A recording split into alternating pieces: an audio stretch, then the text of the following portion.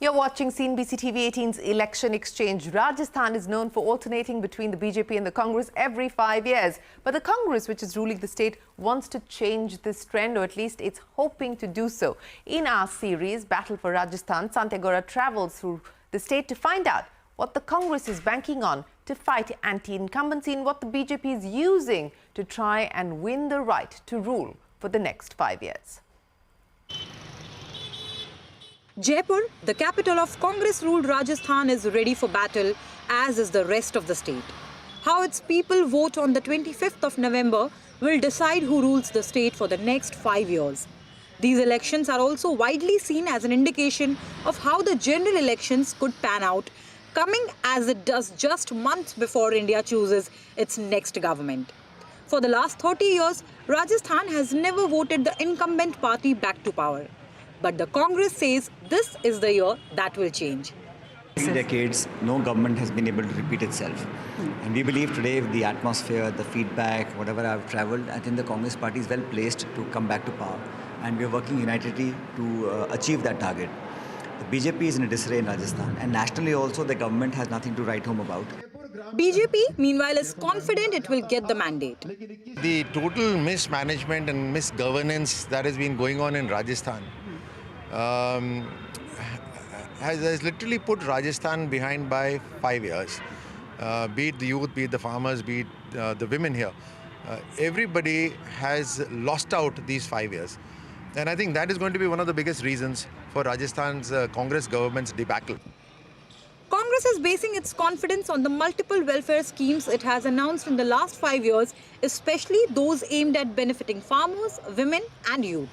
BJP is playing a card it has played before. The major comparison between the work done by Prime Minister Modi's government and central government is also a massive incentive that that's the way that the state can be run. That's the way a country is run. And backing that up by trying to corner Congress on various corruption allegations that have been levelled against its ministers or their families. Point is that they've almost turned it into an industry. Obviously, action is going to be taken not just for paper leaks. Action is going to be taken for the scam that has happened in Jal Jeevan Mission, for all the illegal mining mafia that's been going on. There are a whole lot of things that have happened here. But there is one elephant in the room neither party is keen on discussing: the infighting in their respective camps over the allocation of tickets. Of the 7 BJP MPs who have been given tickets, 4 are facing backlash from party workers who believe local leaders have been sidelined. But BJP leaders insist everything is fine. I welcomed it. I went down. Have you even seen the video? Shook hands with them. I went down. This is part of politics. Listen, if you are into politics, understand and accept all these things. It can't be hunky-dory everywhere. Congress, which has been divided into 2 camps, one supporting Pilot and the other supporting Chief Minister Ashok Gehlot, also insists that all is well. I've been advised by Mr. Kharge and Mr. Rahul Gandhi that whatever has happened in the past, whether it's name calling, whether it's allegations, whatever someone may have said or not said, we must forget that, forgive, forget and move on. And I've been advised that and suggested that by the Congress President and the ex-Congress President, and I'm going by that diktat.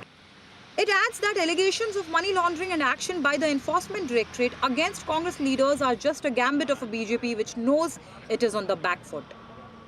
The recent raids by the Enforcement Directorate on various Congress leaders and the ED summons issued to CM Ashok Gehlot's son Vaibhav Gehlot has the Congress incensed. It claims these raids are politically motivated, especially given the timing. BJP, on the other hand, is using these raids to reinforce its allegations of corruption against the Ashok Gehlot government. Counting day on the 3rd of December is going to be a big day. That's when it will be clear whether the state continues with its trend of alternating between the BJP and the Congress. In Jaipur, with camera person Swapnil Bandekar, this is Santya for CNBC TV18. Well, 2 crucial battlegrounds, the state of Madhya Pradesh. Will the Congress make a comeback? And in Rajasthan, will the BJP upset the Gehlot government? With that, it is time for us to wrap up this edition of Election Exchange. Do remember, CNBC TV18 will be tracking the action right here on the December 3rd. That is when we will know which way the votes have swung. Take a break. More coming up.